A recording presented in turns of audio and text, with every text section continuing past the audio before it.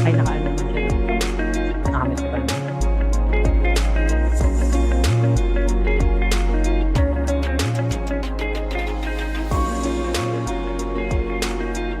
Sir, hey sir. Sir.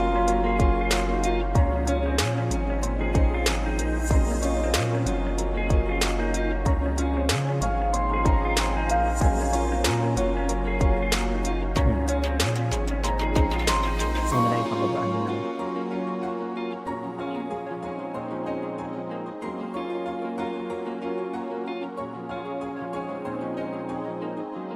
Yes po.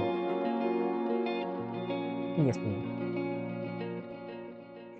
Aaron, before pala baka namin in-intro lang to. Sa namin. Sige sir.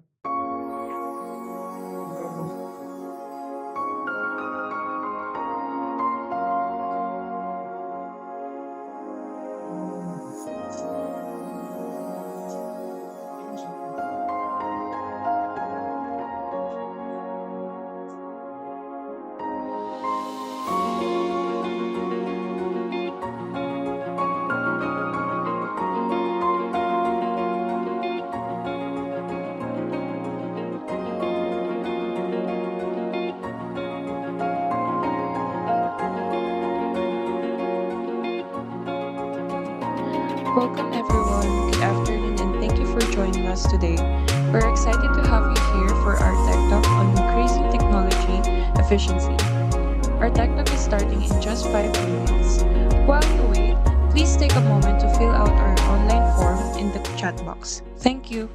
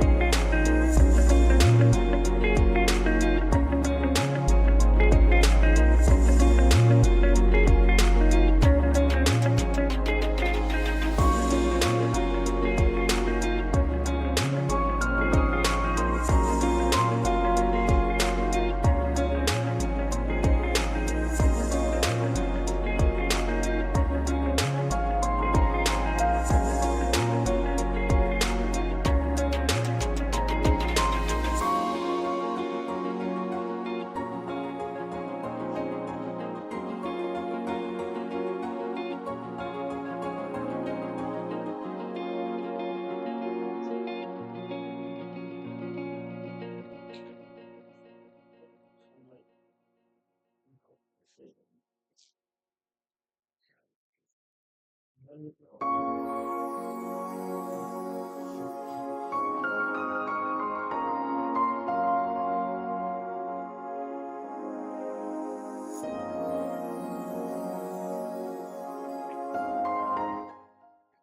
Imagine a company facing serious trouble with old technology, a disjointed team, and rising costs.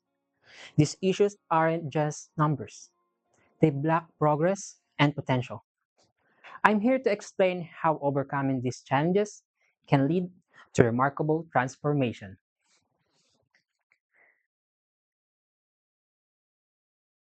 So, hi, I'm AJ Dorado, your technical engineer. I've worked with many businesses to solve technical problems.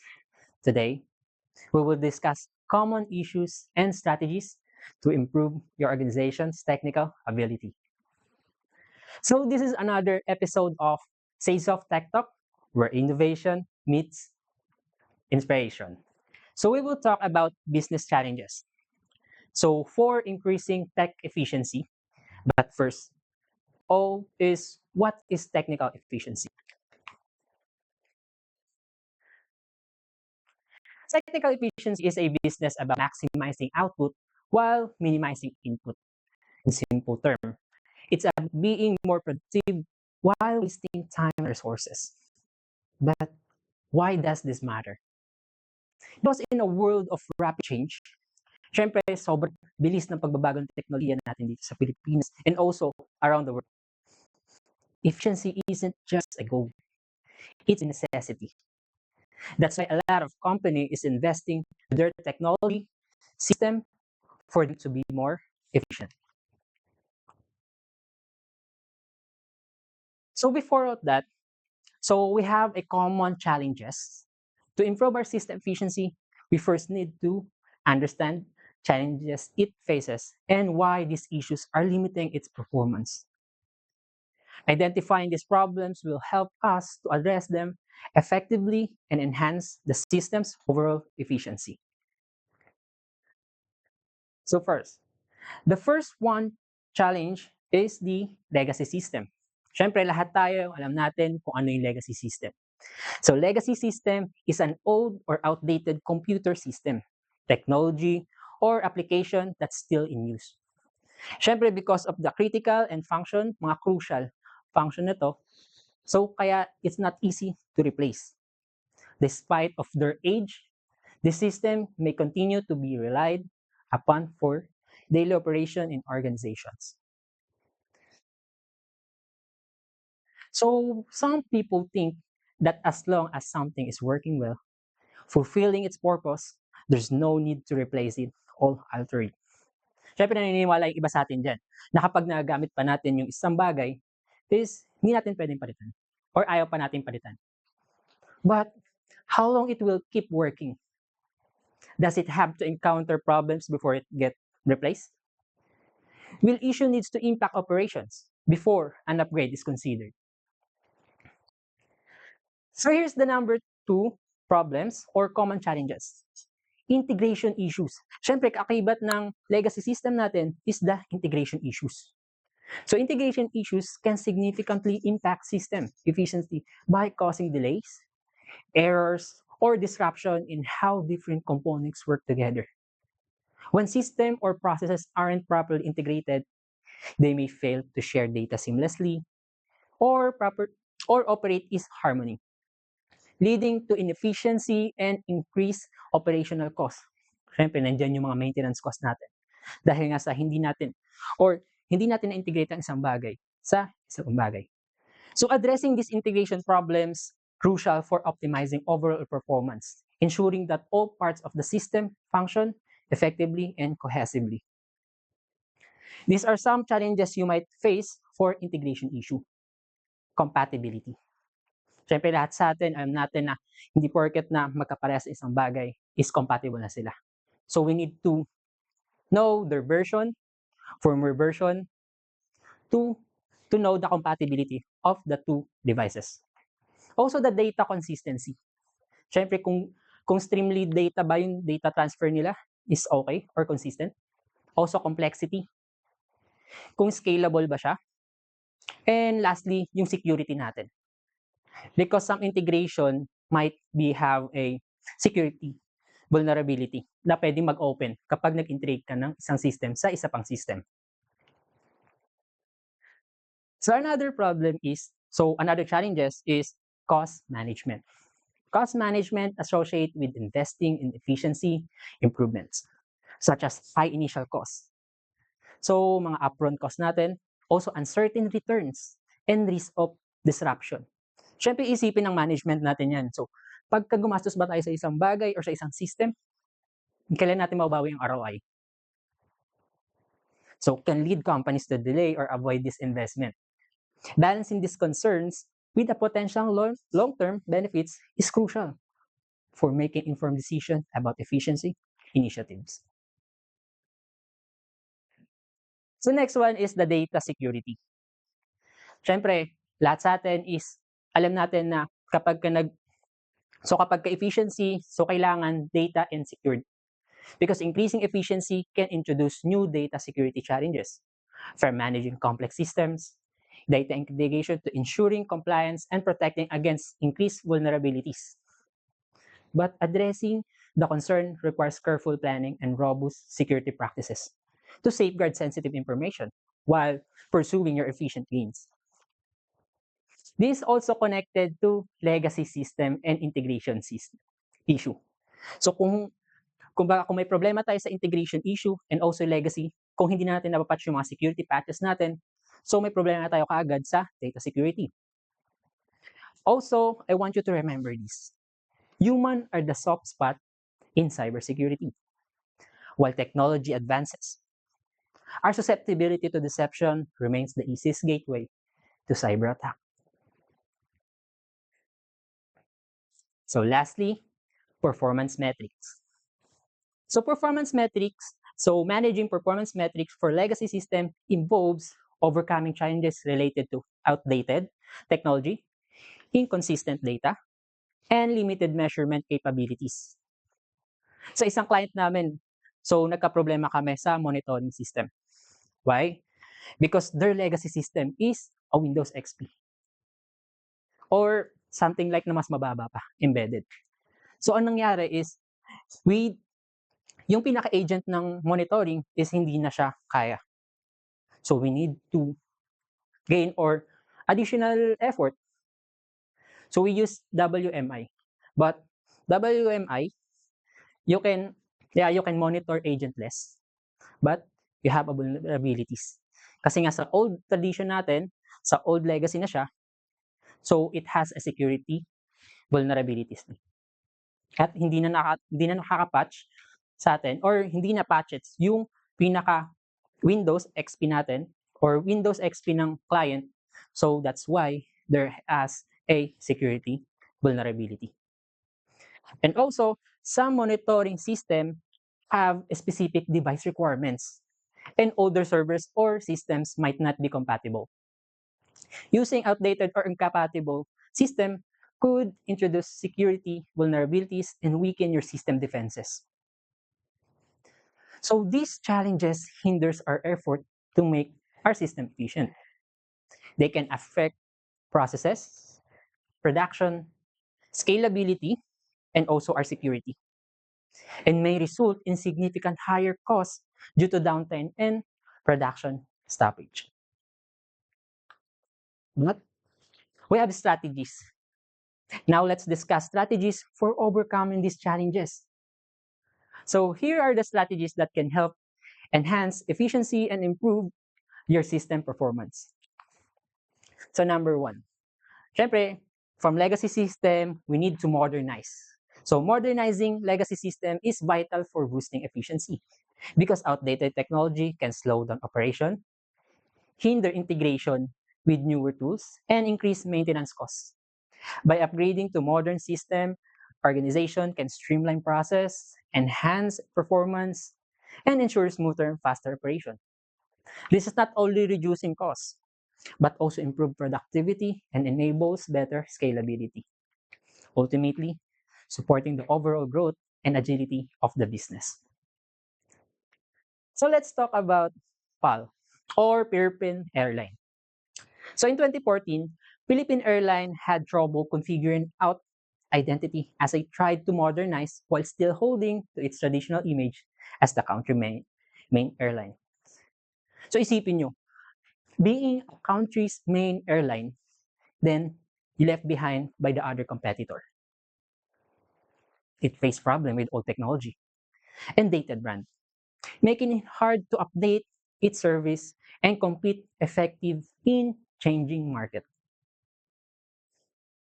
But Philippine Airlines engaged in extensive planning and revamping, not just focusing on reconstructing their network and finances, but also creating more efficient airline amidst global economic and geopolitical disruption. So during pandemic. But by 2022, this effort pays off, with the airline achieving strong financial results that exceed forecasts. And in 2023, they partnered with an innovative company to enhance their aviation software. Aiming for continuous improvement, this partnership will replace their outdated legacy system with integrated, automated, to boost performance across Philippine Airline and its affiliated PAL Express.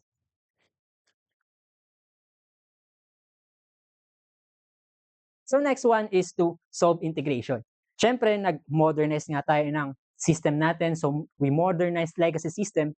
So, we can solving integration issue. Siyempre, ganun ba yun? Kapag ka nagbago ka ng system, masolve mo na integration issue? No. So, solving integration issue is crucial for improving efficiency because it ensures that different system and department within an organization work seamlessly together. When systems are well integrated, information flows smoothly between them, reducing manual data entry, minimizing errors, and speeding up processes. This leads to more accurate and timely decision making, boosts overall productivity, and allows the organization to respond more quickly to changes and challenges. So we will talk about Murata Manufacturing. So si Murata Manufacturing is a key producer of electronics used in an Apple, iPhones, and other devices. So si Murata Manufacturing is nag-invest last 2023 sa Pilipinas for adding in new production facilities in Tanawan, Batangas, here in the Philippines. So to support their rapidly growing production needs, they're also establishing an R&D or research and development hub at Moriya Shiga, Japan. This new hub will focus on ongoing integration, enhance of production processes, and will serve as a testing ground for their products. So gaano nga ba ka-importante yung R&D or gaano ka-importante sa atin yung pinaka-testing environment? So for solving integration issue, I want you to remember this, dapat meron tayong testing environment sa ating company. So naalala nyo ba yung nangyaring disruption, global disruption? So bago mangyari ang global disruption, we need to test it. So para ma-avoid natin mga disruptions sa ating production, we need to test it to a testing environment. Also, kagaya din siya ng solving integration issue. So integration issue, so we need to integrate first in our testing environment before we implement it to our production server.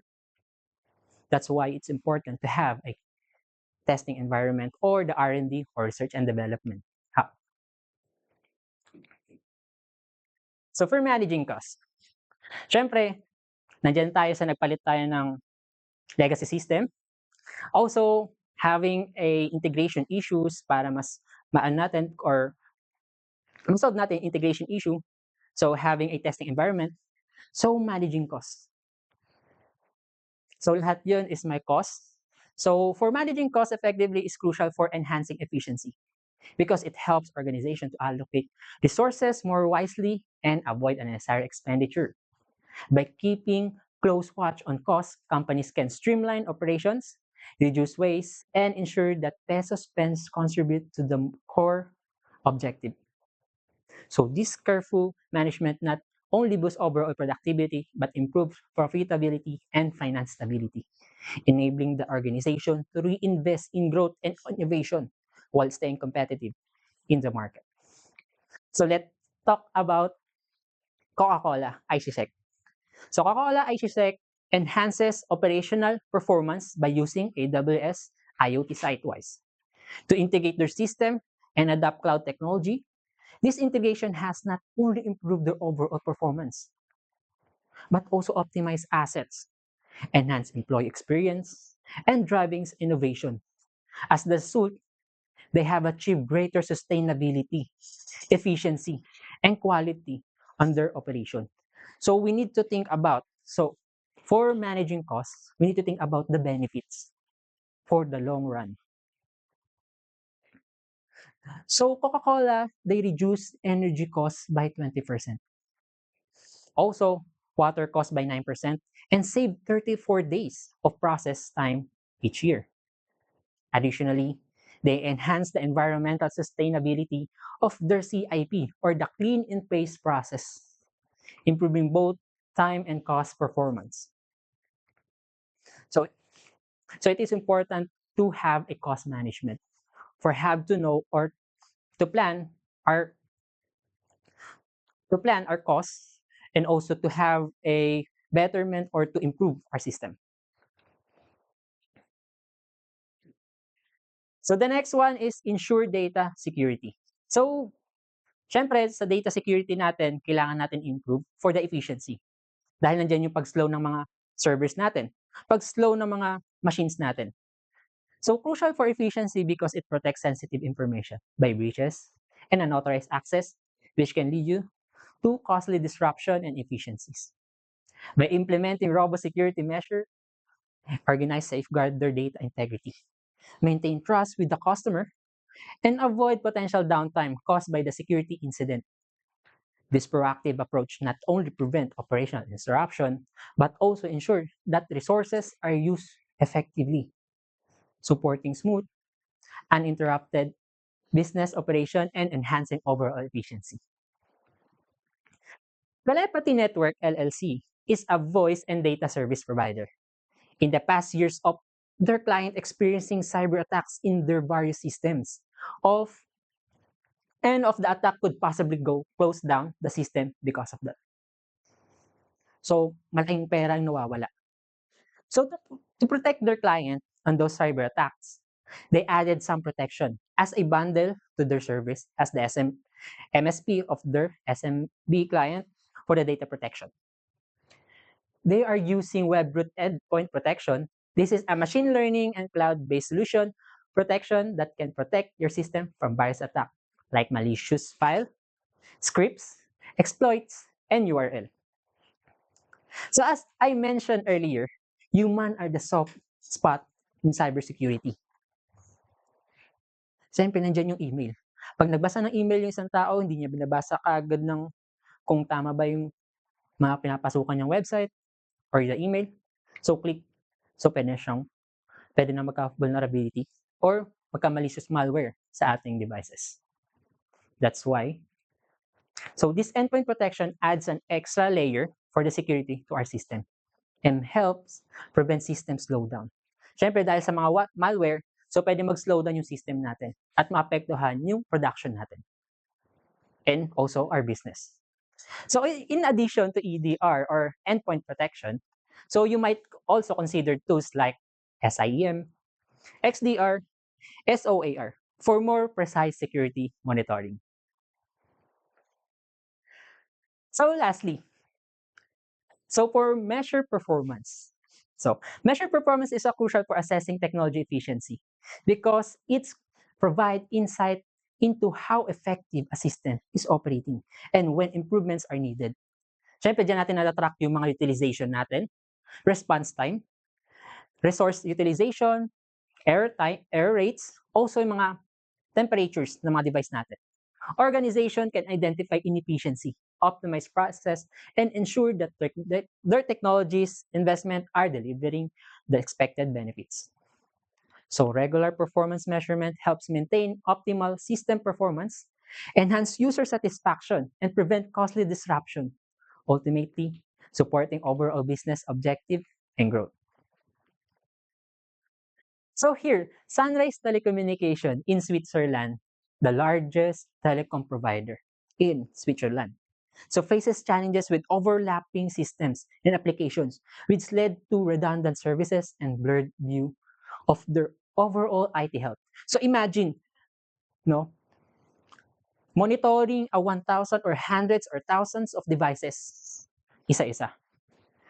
So it's huge if you are a system ad. No? This situation resulted in unnecessary expenses for licensing, maintenance, and hardware, as well as wasted time on operational overhead.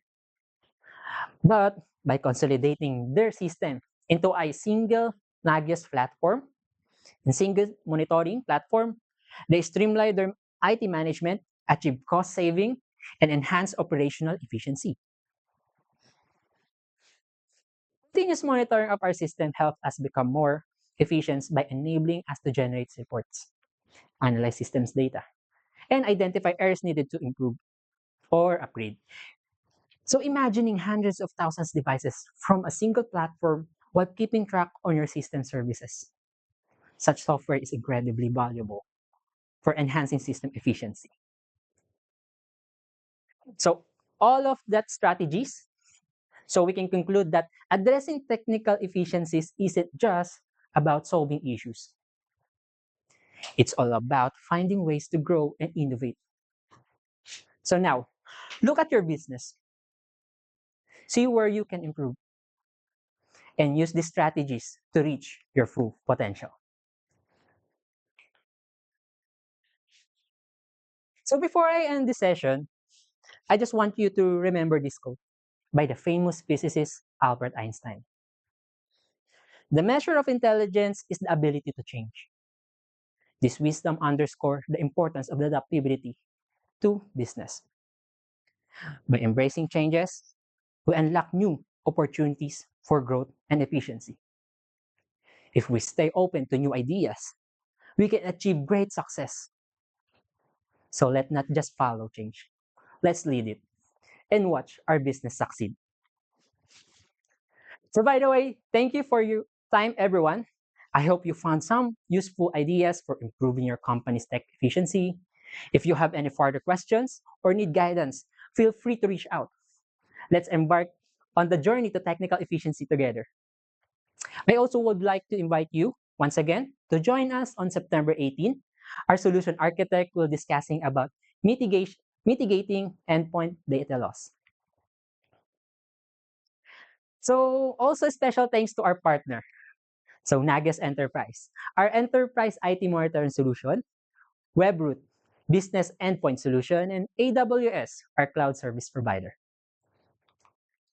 So once again, I'm AJ Dorado, your technical engineer, and this is TED Talk by Sageo, where inspiration meets innovation.